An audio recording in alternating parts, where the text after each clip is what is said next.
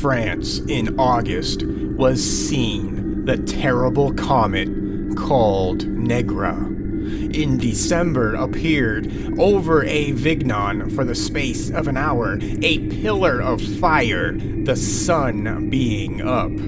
There were many great earthquakes, tempests, thunders and lightnings. Several towns, villages, mountains, and thousands of people were swallowed up. The courses of rivers were stopped. Chasms in the earth rent forth blood, as at Vilac in Itria. Terrible showers of hail, each stone weighing from 1 pound to 8. Abortions in all countries. In Germany, it rained blood. In France, it gushed out of the graves of the dead and stained the rivers crimson. Comets, meteors, fire beams, coruscations in the air, mock suns, the heavens on fire. In Lamech, in Upper Asia, it rained blood for 3 days together. Soon after the raining of blood at Lamech, it began in Kataya and in the neighborhood near the Great Sea. But whether it arose in India, Scythia, Tartary, or Arabia, it went sweeping along through the Indians, Tartarians, Saracens, Turks, Syrians, Palestinians, Persians, Egyptians, Ethiopians, Africans, with parts about Tunis or Trizibon. Then it went all over the Levant, through Mesopotamia, Chaldea, Cyprus, Candy, Rhodes, and every island of the archipelago. Then it came into Greece and overrun Europe. About the latter end of 46 or the beginning of 47, it reached Italy. September the 23rd, 1347, it landed on the English coast in Dorsetshire. In 50 or 51, it reached Scotland and Ireland.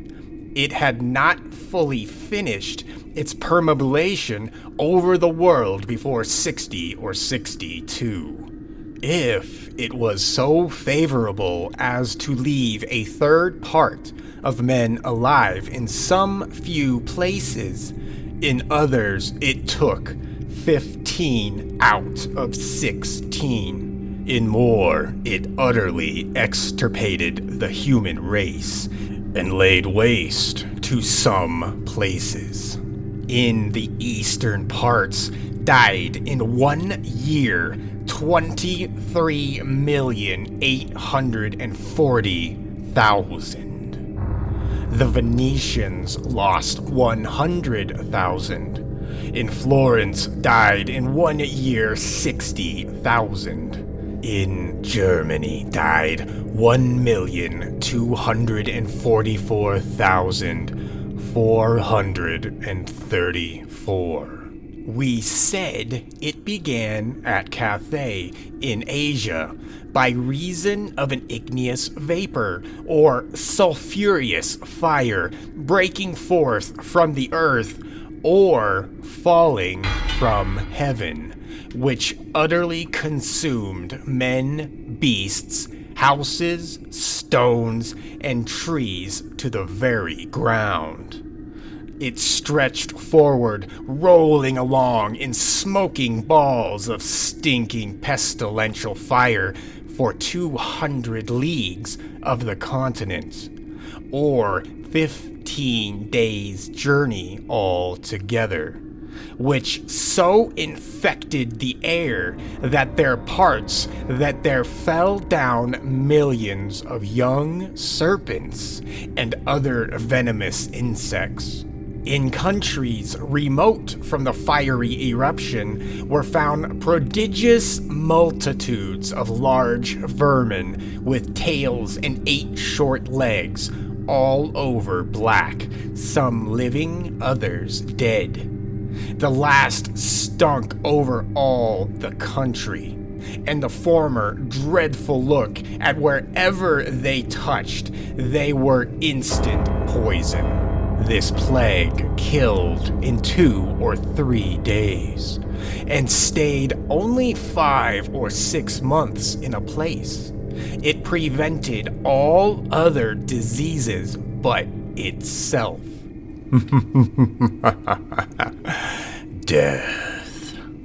That was a small excerpt from a book entitled A General Chronology, History of the Air, Weather, Seasons, Meteors, and in Sundry Places and Different Times, more particularly for the space of 250 years. Yeah, that's the title. But more importantly, what works like this show us is that something else was going on this planet during this period of time. We are being lied to. Something else happened on this planet back during the times when these plagues were taking place. Something so horrific, so destructive, that it has essentially been wiped from human memory, or at least almost completely wiped from human memory. Something traumatic happened to this planet during these plagues, and we need to figure out what it was. Because if we continue to ignore all of the evidence that tells us a completely different story than what the mainstream currently believes, then we will never ever understand who we truly are as humans, and ultimately where we came from, and then maybe even be able to answer the question, what is the purpose of being a human? I know, the plague does not necessarily sound like a topic that could answer that question, but if we can get a grasp on what our ancestors went through and what those events might actually mean relative to the reality that we live in, then suddenly your entire existence as a human will change from what it is right now. I mean, think about it. Right now, the vast majority of this planet is suffering from some kind of a mental condition. Depression being probably the #1 mental condition. And of course, the mainstream just writes this off as if it's normal. Don't worry about it, bro. Here, take some Xanax and just suck this down for the rest of your life, and you will have no more problems. This is not how humans are supposed to live. One of the reasons why this is working, why humans on this planet are falling for this ruse, is because the vast majority of people on this planet have been told what to believe, and what they've been told to believe is not fulfilling. Subconsciously, you know this. Now, a lot of you know this consciously as well, but even at the end of the day, subconsciously, people do not have direction anymore because the direction has been stolen from them. One of the aspects of human life that ends up giving us some kind of a direction would be understanding where we came from, right? What are your true roots? And I don't just mean on a family level. I actually mean ultimately at the base human level. What the hell is a human? What is going on? Why do we exist? Questions like that are essentially brushed off as metaphysical garbage, because nowadays everybody has essentially been led to believe that mainstream science already has answers to these questions. For example, the answer to what is a human is already provided to you by mainstream science, right? They just say, well, you evolved from a monkey over 20 billion years, and you are who you are simply because of random chance. There's no depth to that. Believe it or not, that actually creates a kind of psychosis driven by disassociation. So what mainstream science has done to society is that mainstream science pushes itself out there as if it already has all of the answers to some of the most important questions relative to being a human. Questions like, where did existence come from, right? Where did the universe start? Oh, don't worry about it. Cosmologists, they already know. It's the Big Bang, right? It's there, it's perfect. We already have the theory. It's been worked out by top theoretical physicists. It must be real. So you know what? Don't worry about it. You don't need to think on the problem anymore. All you have to do is know that we have the answer, and that answer has been given to you. Don't question it. We'll take care of the questioning. We will take care of the ultimate proof. But hey, at least you, the normal Westerner, now you have an answer to one of the most fundamental questions of humanity. Yeah, that is an insane claim, but that is the kind of stuff that is being pushed out to society. Interestingly enough, humans actually do naturally have that deep curiosity. And that curiosity is what drives a lot of human action. Once you are provided with an answer to a fundamental question, interestingly enough, your drive suddenly dies. And that is exactly what we are seeing in today's society.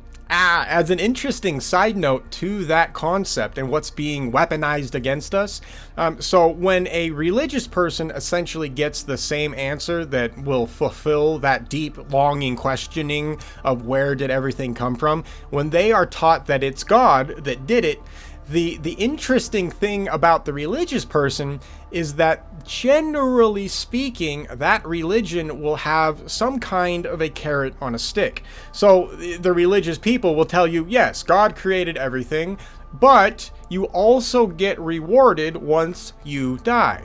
So the religious person will generally just smile and keep, living life, and actually might live a pretty good life, because even at the end of the day, if there's nothing, it doesn't matter, because they had some reason to exist and make it to the end. The atheist doesn't have that. The atheist is psychologically trained that you are random chance. There's no real reason why you're here. And we already have answers to all those questions kind of anyway, so don't worry about it. Oh, and when you die, there's nothing. This is the main reason why atheism is pushed as hard as it is in Western society. Because what that does ultimately, especially to the hardcore atheist, is that it creates a new dissociative state. And in fact, you could even argue that it splits the personality. Yeah, you could actually make that argument. So what's been done, I know we're gonna get to the Black Death here in a second, but this is important to understand, right? I mean, if you don't understand this, you can't truly understand history, in my opinion. Anyway, you know what? This is probably exactly what they have done. What they have created within the vast majority of people in the West is they have literally split the personalities within you. So what they've done is they've created one personality that is essentially a zombie. And that zombie is a zombie in the truest sense of the word. And the other personality is simply a permanently depressed person. Yeah, and then whenever they want to call out one or the other alter, that's what we call personalities. They're called alters. If you want to trigger one of the two alters, all you have to do is throw out the stimulus, through the media, and it could be something like audio, video, it could be all kinds of things. But whenever they want the public to feel a specific way relative to those two alters, wow, that might actually be one of the things that they went out of their way to purposefully do. Obviously, they have gone out of their way to cause, huge waves of depression all throughout the Western world. But maybe they did do it in a way that literally created alters within an entire population. Yeah, that's brutal. Anyway. My main point is that right now mainstream has answers to questions that they do not have answers for. Yeah, we'll get to the Black Death one day. Anyway, ultimately, my main point is that if something completely different happened in our past that affected the entire planet, and that event is something that would shine an entirely different light on our current existence, it's worth taking another look at historical events and maybe looking at them through a completely different light. Because if the truth is completely different, then that means that your existence is not what it currently should be, and that perhaps, something else is going on that's, okay, all right, where were we? Oh yeah, that book. So, this book describes the Black Plague with not only the disease itself, but it also describes insane things like earthquakes, comets, blood raining from the sky. When the earthquakes happen, we have blood erupting from the ground. We have storms. There's even tsunamis when you read into some of the other books here. Essentially, when we look at the Black Plague and we actually just read what people remembered or recorded closer to the Black Plague, really any of these plagues, and we'll get into that in just a little bit. But when you go back and you start to look at the plague situation in reality is nothing at all like it's taught in modern history. If we find ourselves in a situation to where the Black Plague is not taught correctly, and is instead taught to us through the lens of a mainstream propagandized system, then what is the truth and what does it mean? Because why would anybody lie about the Black Plague anyways? I mean, what would be the point of that? Why would we not have been taught the stuff that I just read you, for example, whenever you originally learn about the Black Plague? And that's assuming you were even taught anything about this particular era in history. I know I wasn't. When I went to the public school system, nobody talked about the Black Plague. I mean, it was like something that you kind of knew existed, but it was never any kind of a focus of any course that I ever took. Anyway, so most people nowadays, they don't learn about any of this stuff anyways.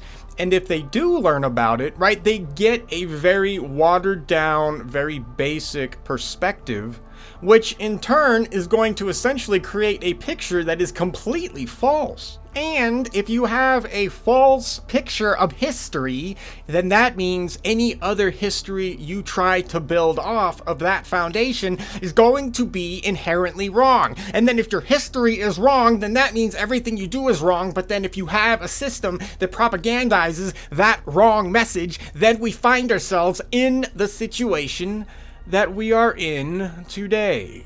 We are in so much trouble as a society. It's unbelievable. Anyways, the Black Death. Let's get into it. Or, for the purpose of this show, I guess we can just use the term plague. Let's do that, alright? Yeah, that makes more sense. Okay, so we're going to discuss the plague. The plague is an insane situation in history. The reason why I say that is that even mainstream is willing to admit that literally upwards of 80% to 90% of the world's populations were wiped out, depending on what plague you're talking about relative to chronology. But from a mainstream perspective, even they say, hey, look, whatever this plague was, it literally killed up to 80 to 90% of the world's population. That's crazy. I mean, to me, that's insane. Like, could you imagine that 90% of the planet's population just dying in the in the span of a few years, let's say? I mean, that's crazy. That is a real pandemic. When you have 90% of the planet potentially dying off, that's a pandemic, not what we went through, a couple of years ago or whatever. That's a completely different thing. And by the way, all of you that went through that, all of us that went through that pandemic crap, congratulations. You went through a trauma-based conditioning episode. And yes, it affected you. And I will talk about that maybe later in a different show. Anyway, 90% or up to 90%. And that's from a mainstream perspective. And don't forget, these plagues took place, only a few centuries ago, right? 400, 500 years ago. And in fact, some of these plagues, literally took place upwards and into the 1700s. Speaking of the chronology, let's go over what the mainstream currently has in its chronology relative to all of the various plagues that we find throughout history. If I already went over this, my bad. Then just consider this a refresher really quick. All right, so within mainstream chronology, there are multiple destructive plagues. There is not just the Black Plague. There's all kinds of plagues, actually. So mainstream's chronology goes something like this. So it basically starts with the Plague of Justinian. Mainstream chronology dates this around 541 to 542 CE. Now, even though this plague occurs just before what the mainstream considers traditionally the beginning of the Middle Ages, this pandemic is still considered part of the medieval plague events. So when you start to hear like 80% or 90% of the planet died, or hundreds of millions of people died, what mainstream is doing in those cases is they are combining the deaths from this general period. That's why I wanted to change from the Black Plague to just the plague. And be careful when you study the plague, by the way, because a lot of the times scientists and historians won't necessarily differentiate this information when they're giving you these statistics. So just keep an eye out for that. Anyways, this plague is supposed to have originated in the Eastern Roman Empire, and that would be the Byzantine Empire, right? And there's all kinds of problems chronologically with this stuff. I've done shows on that. Just go back in the history and you can see what's up with the Byzantine Empire. But this primarily affected Constantinople and the surrounding areas. And then what they found later on is that recurrent waves would continue into the 8th century CE. So basically, you have a plague that really hits hard in the 500s, and then will still kind of continue for the next 300 years. And remember, this is technically deadly. So for 3 centuries, we have people dealing with some pretty serious death rates here. All right, anyway, then we eventually come into the Black Death. And the Black Death happens around 1347 to 1351 CE. This is considered the most devastating epidemic in European history. They think it originated in Central Asia and then spread to Europe through trade routes, primarily by fleas and rats. All right, and this plague is credited with killing around 30 to 60% of Europe's population. And that's a general percentage. Remember, the more you read about the plague, the more these numbers change. But the interesting thing with the death rate numbers is that they are all really high. I would actually argue that 30 to 60%, even from a mainstream perspective, is relatively conservative. Yeah, that is interesting. Anyway, so then after the Black Death, people start to recover, but then we find there are recurring outbreaks of the Black Death once again. So we fast forward to 1361 through 1362, and this plague will be called the Children's Plague because of the disproportionate impact it had on the younger populations. Then in 1369 CE, there's another wave. Then 1374 to 1375, more outbreaks across Europe. 1381 to 1383, even more resurgences happen in England and all parts of Europe. In 1390s, continued outbreaks all over the continent. Then in the 1390s, we find continued outbreaks all throughout the continent. Fast forwarding again to the 15th century, 1400 to 1409, several more plagues. 1438 to 1439, more significant outbreaks. In 1464 to 1466, we have a huge wave of plague hits Europe again. In 1485, the English sweating sickness pops up. Though not considered strictly a plague, it was a really weird, mysterious epidemic that might be related to the plague events. And that's another thing to keep in mind. When you go back and you read history, just because something is not immediately documented as the plague, they might give it some other name, like the English sweating sickness. It might very well still be related to the plague, and that is going to be an important information historically if we are going to put together a real chronology of what actually happened during this plague outbreak. All right, so then the 16th century, we have more situations where more epidemics occur. 1500 to 1525, another epidemic surges through Europe. 1563, another outbreak in London. 1575 to 1577, Italy and Venice gets hit. 1596 to 1602, a major outbreak in Spain and Italy are documented.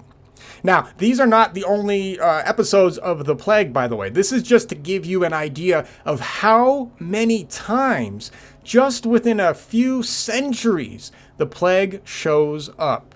Once again, this is going to be important to remember for the chronological portion of the show, which probably won't be happening in this episode because we have a lot to cover still to lay out the groundwork. So yeah, there'll probably be multiple episodes of this. Okay.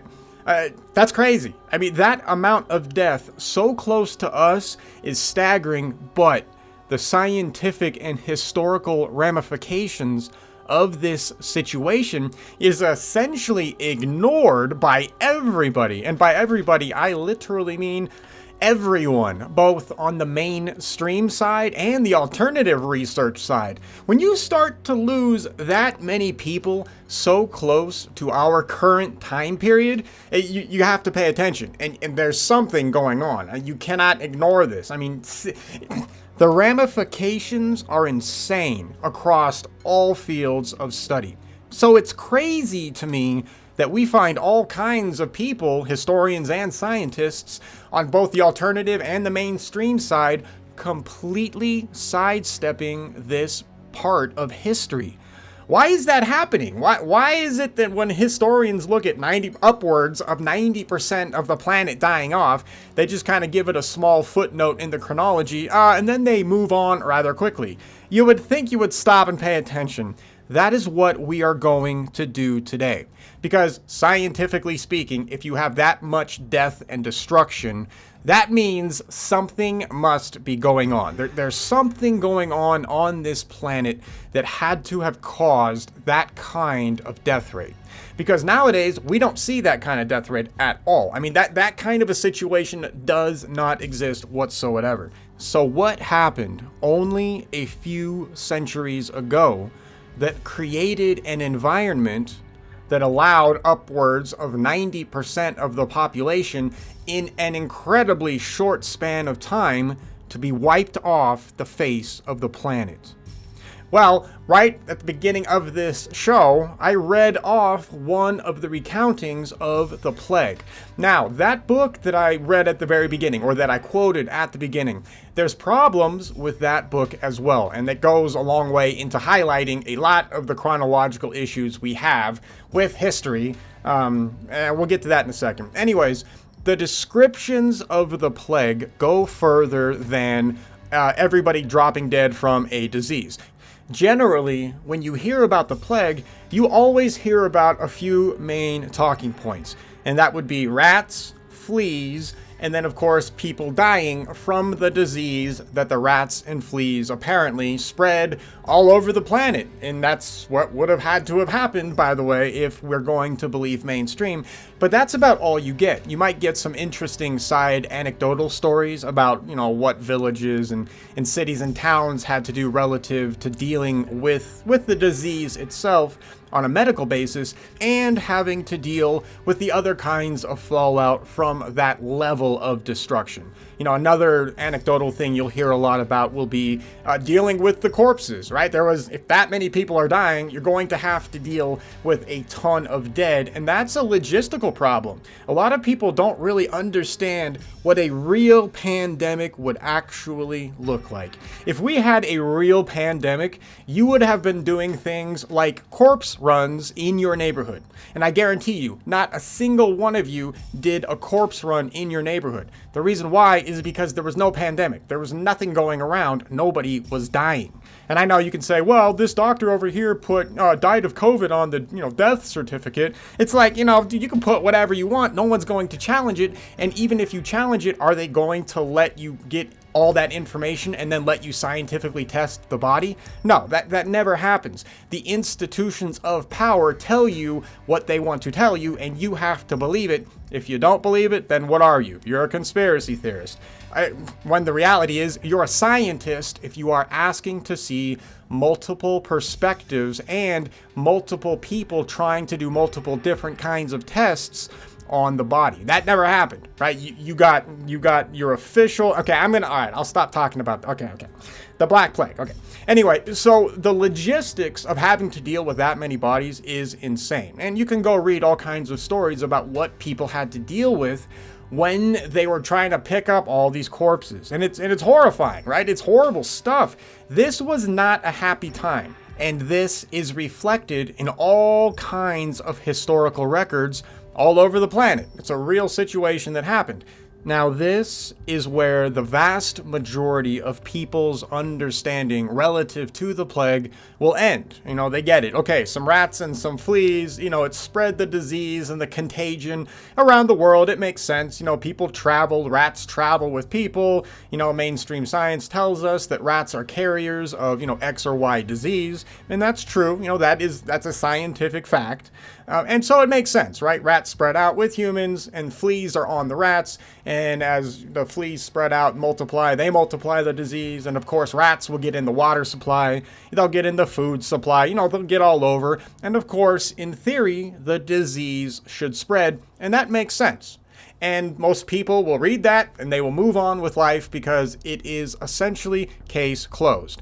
Yes, we get it. A bunch of humans died from a sickness. That's natural, whatever. It sucked, but we need to move on.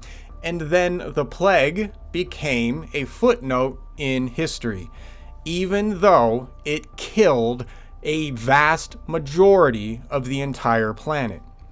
Something is wrong with this picture. You cannot tell me that upwards of 80 to 90% of the planet was wiped off the face of the earth only a few hundred years ago and then move on as if nothing happened. Yeah, I realize I'm repeating myself. So anyway, most people's understanding of the plague is that, and they're done. All right. However, when we start to do a deeper dive into what was going on during the plague, and we just start with reading what people were talking about as they were dealing with the plague, a completely different picture starts to emerge.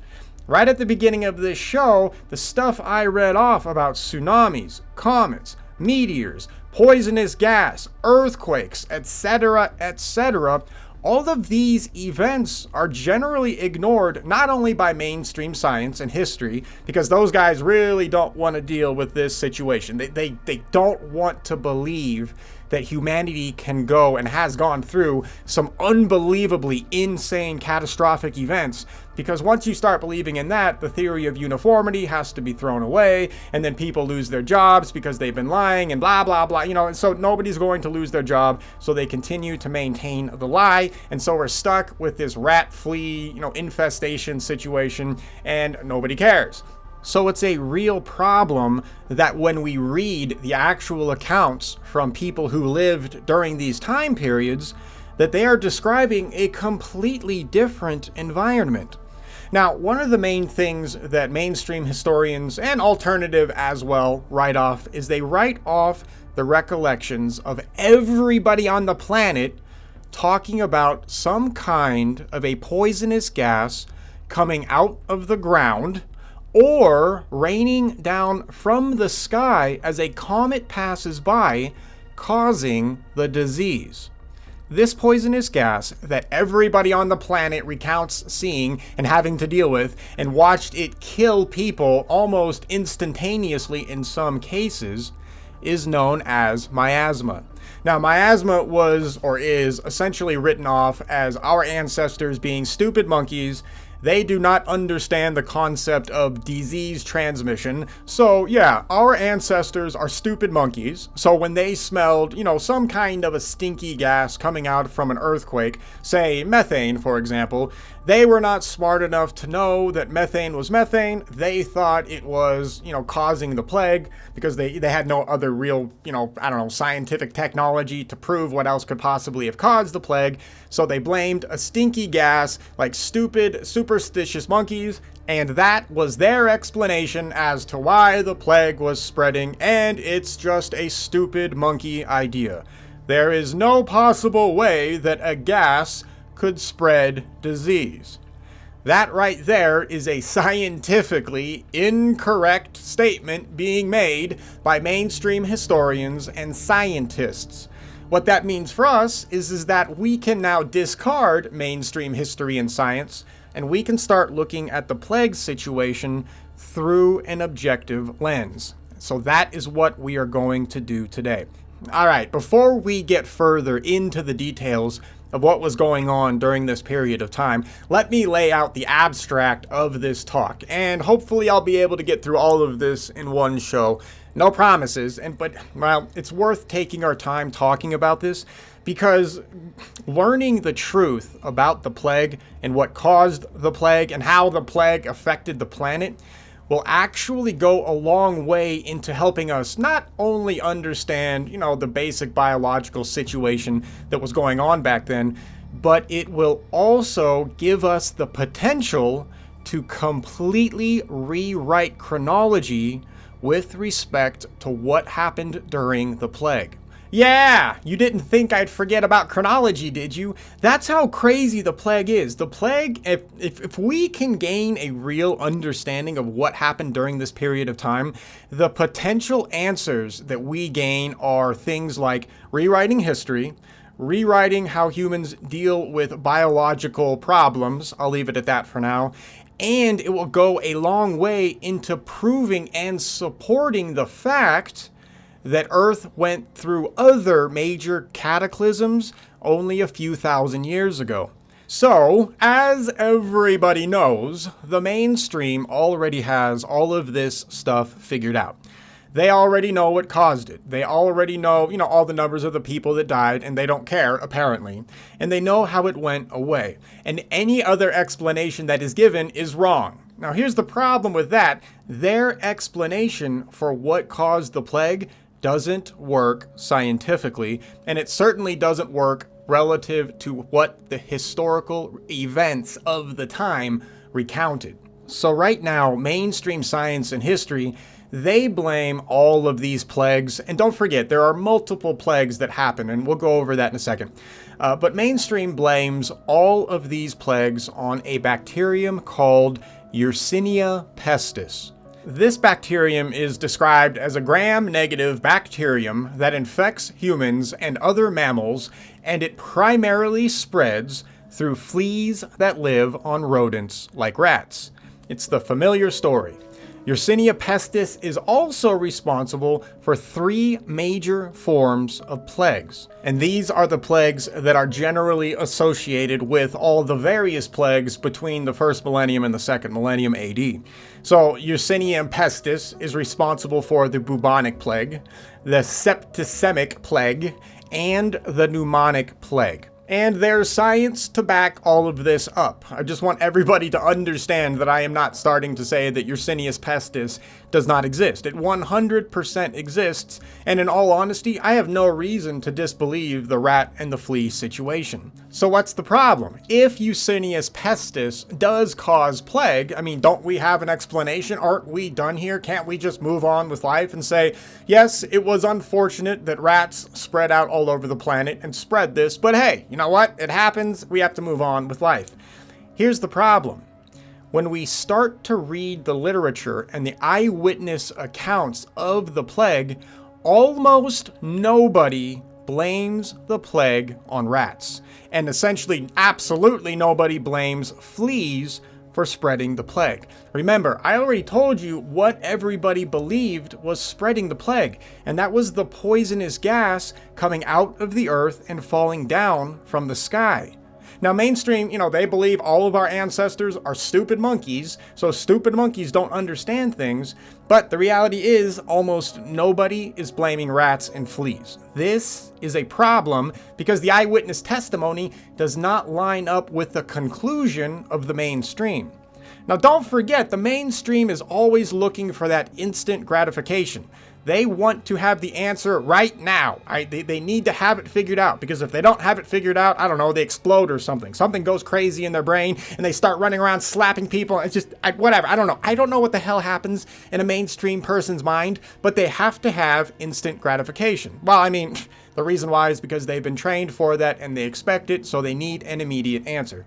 So that is the reason why Yersinia pestis was focused on and then told to everybody that yes, this is what caused the plague, case closed, we can now move on.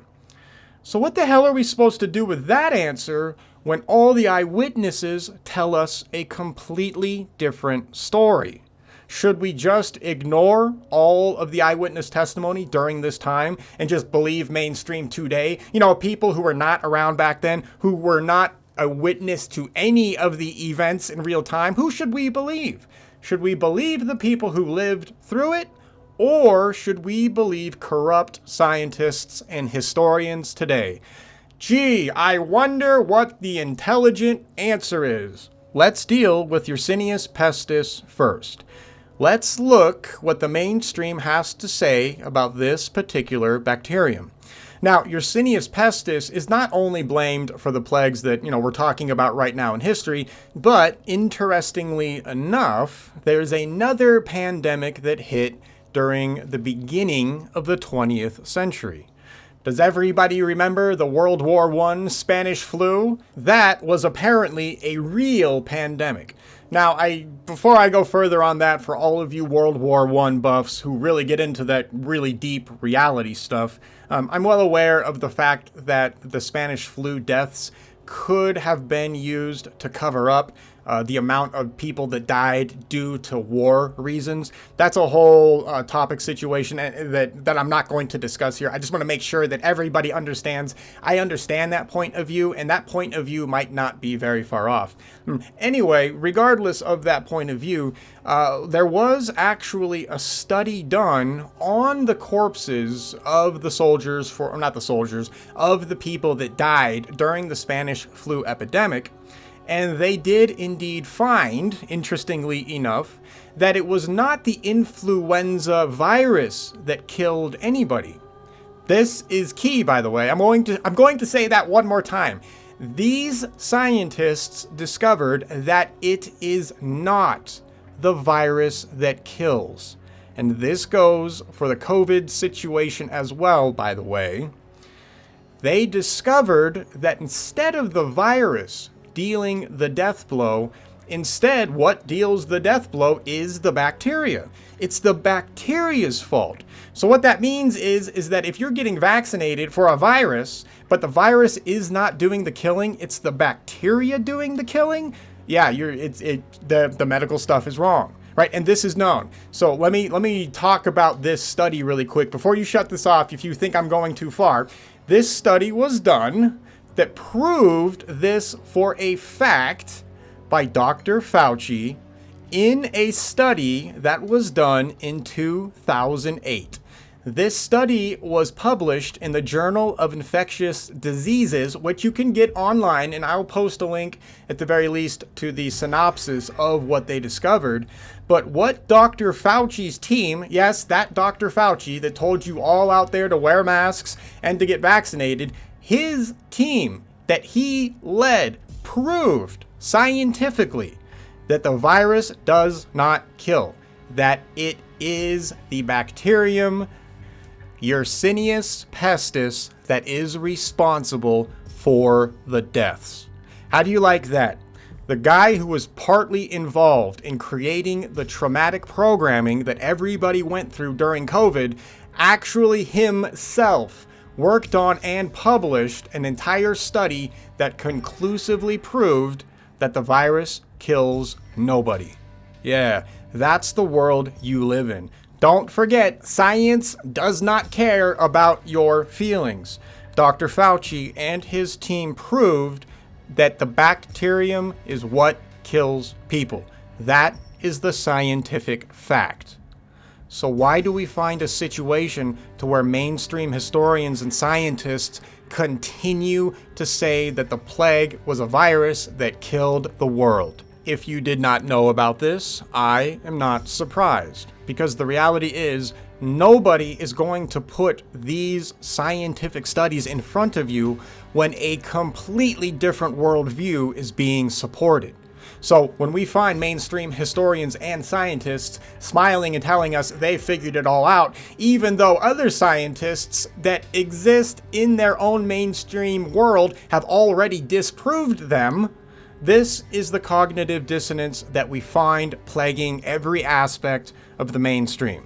All right, so we've now established scientifically that it was not a virus that killed, it was the bacterium. Now that's okay, because the bacterium was indeed being blamed at this point, but I just wanted to prove to everybody that the bacteria exists, but we have another problem that we have to deal with. Where is the proof?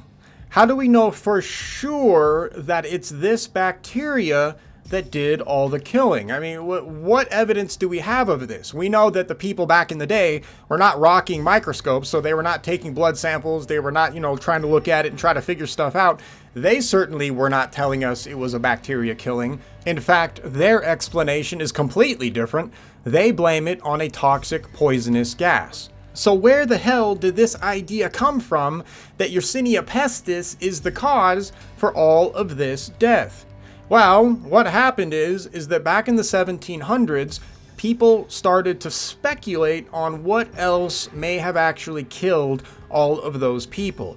Eventually, what would happen is that the scientists back during, the late 1700s, early 1800s, would inevitably come to the conclusion that some kind of a virus situation was the cause of the death. Now, back then, it would have been more of a simplistic germ theory kind of situation, but regardless, and I'm paraphrasing all of this for all of you smartasses out there, basically what happened is that the virus, quote-unquote, situation was postulated.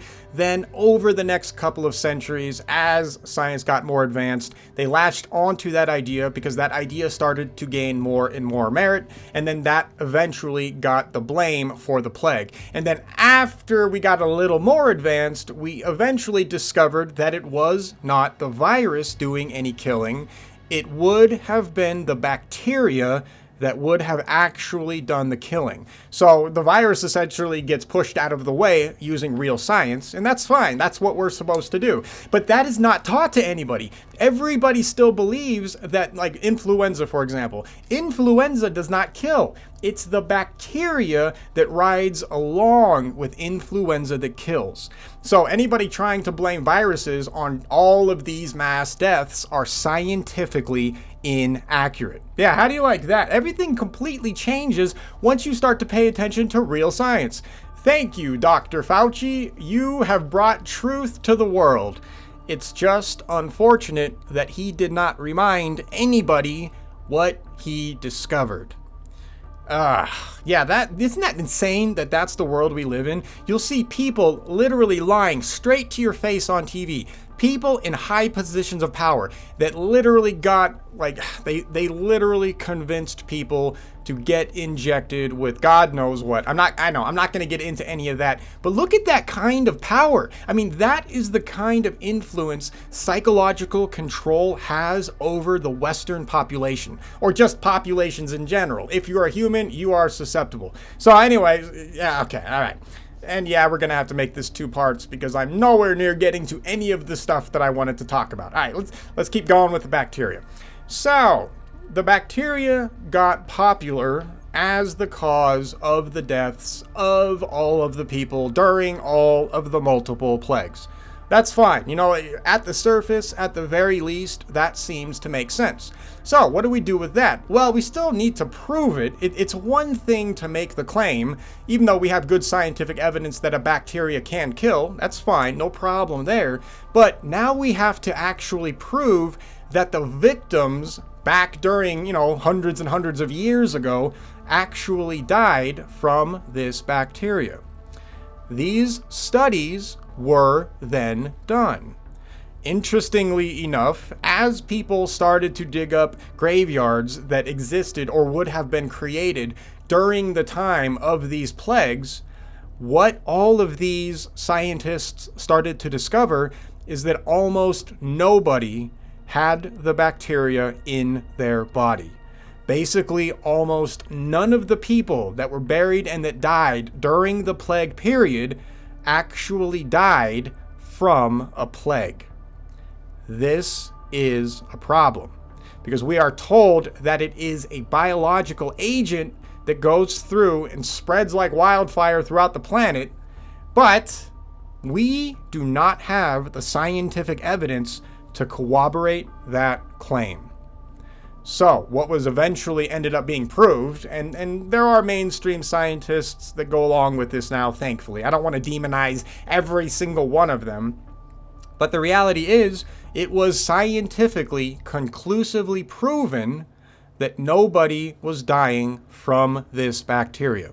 So whenever you read a history book or listen to a history talk that says that this bacteria killed everybody during the Black Plague and blah, blah, blah, and subscribe to my channel and then finger my butthole, once you go through those videos, you now know for a fact, and you can go look all this up, by the way. I'll try to provide links if I remember, but you can literally go Google this on a clear net search. It's right there. It's not hidden. But when somebody says a bacteria killed all these people, that person is scientifically wrong. This begs the next question then. What the hell killed everybody then? If we've proven scientifically that the bacteria is not responsible for the plague, then how the hell are people getting all of these symptoms that seem plague-like and then dying? Well, what the hell are the symptoms of the plague? The good news here is that we have countless eyewitness reports of what happened during this period of time. So let's go over the symptoms, all right? Now remember, there are 3 different kinds of plagues, but all of their symptoms are generally the same. There might be a couple of outlying conditions that are not, but the plagues are all generally the same conditions.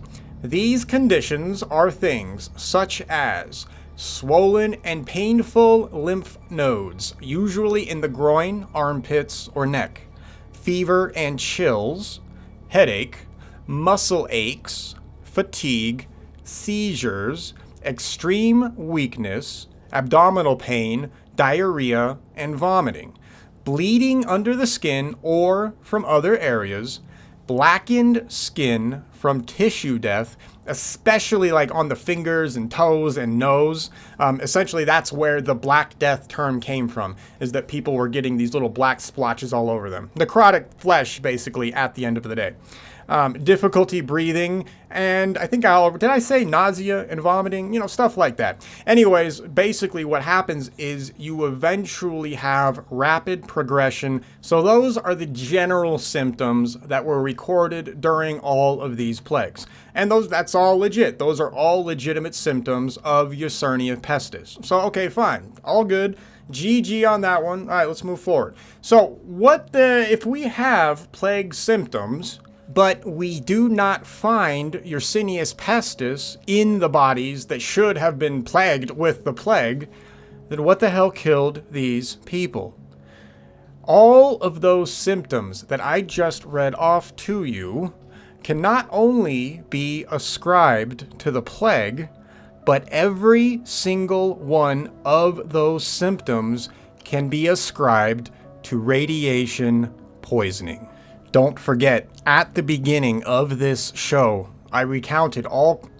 Don't forget, at the beginning of this show, we have eyewitness testimonies during the plague period, not only recounting stories about the horrific deaths ascribed to the quote-unquote plague, but we also have all kinds of insane, catastrophic events happening simultaneously on this planet. We find earthquakes, tsunamis, all kinds of freak weather storms. We have gas rising up from the earth, from the cracks of the earthquakes, And most importantly, we have a comet burning in the sky. And even more crazy, it's not just one comet in a lot of these stories. We find a huge comet in the sky followed by all kinds of other smaller cosmological bodies.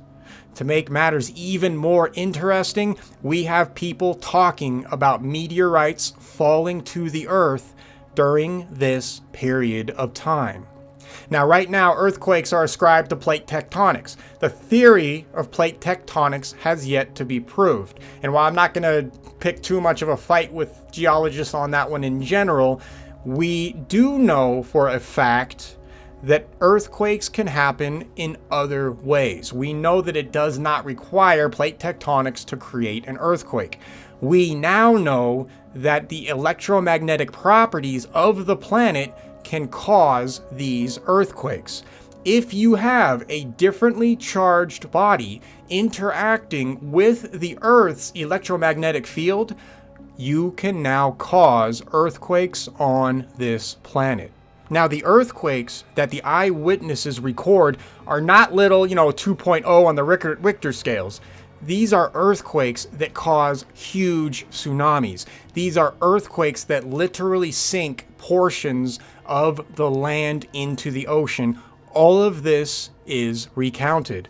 By the way, I did a show recently on missing islands with respect to the Xeno map, and we have islands on that map that must have existed up until about the 13 to 1400s AD. Those islands no longer exist. It is entirely possible that this event that causes the Black Plague also sank several land masses in the ocean during this period of time. Now, I'm not talking about continent-sized chunks of land here. I'm talking about small islands, and that is precisely what we find topographically on the ocean floor nowadays. So, if you're wondering where all of these tsunamis came from, yeah, it's entirely possible that islands were sunk beneath the ocean during this period of time. We'll talk about more about that later. Back to the actual cause of the Black Death. So we have this comet passing by.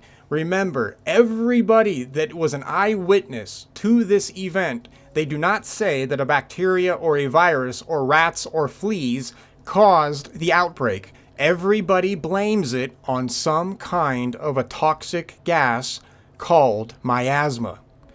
Is it possible that this toxic gas, which everybody records, erupting from the ground and falling down from the sky during a period in time where a comet was in existence in the sky, is it possible that whatever this gas was, whatever this outbursting of, small particulates that were in a gaseous form that the Earth was flying through, is it possible that those particles that made up that gas were radioactive particles?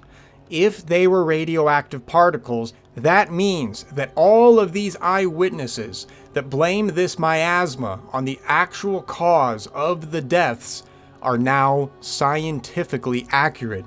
Because if that gas cloud was radioactive, and if you touched it, you would have received radiation poisoning. This explanation actually goes a long way into explaining why some areas were hit harder than others. If some areas of the planet were simply irradiated more, your death rate would have been higher. Don't forget, there's reports of people getting hit, with the supposed plague and then surviving. Like, they got all the symptoms, but they came back. If the radiation dosage that they received was not high enough to really stick around and totally ultimately kill that person could have recovered. Yes, they would have gotten sick initially and it would have sucked, but if the dose was low enough, the human body can generally recover. And then, of course, if you are in an area that was completely irradiated, then yeah, we would expect to see 90 to 100% death rate, and that is exactly what we find. Now, things get even more crazy when we go and we start to look at the treatment and how people reacted to dealing with this gas. But we'll have to do that in the next episode, because I know there's a lot of questions now. If I'm going to blame radiation, we have to actually go further to prove it. And good news, there's actually an ungodly amount of proof that really does start to support that radiation sickness played a large role in the plague event. And it's very important to understand, when I say the plague event, I mean one plague and one plague only. Yeah, I know, earlier in the show, I gave you guys a whole huge list of all kinds of dates with all kinds of plague events. However, when we get to the chronology of the plague, all of that changes as well. Ultimately, we find ourselves with a situation to where eyewitness testimony says there was a cosmological event happening in the sky contemporaneously with the plague event. Are these connected? I would say that all of the evidence says yes. On the next episode of this show, we will continue to build up a case that proves that some other kind of catastrophe hit this planet only 6 to 1,000 years ago, and set the stage for everything that we see today.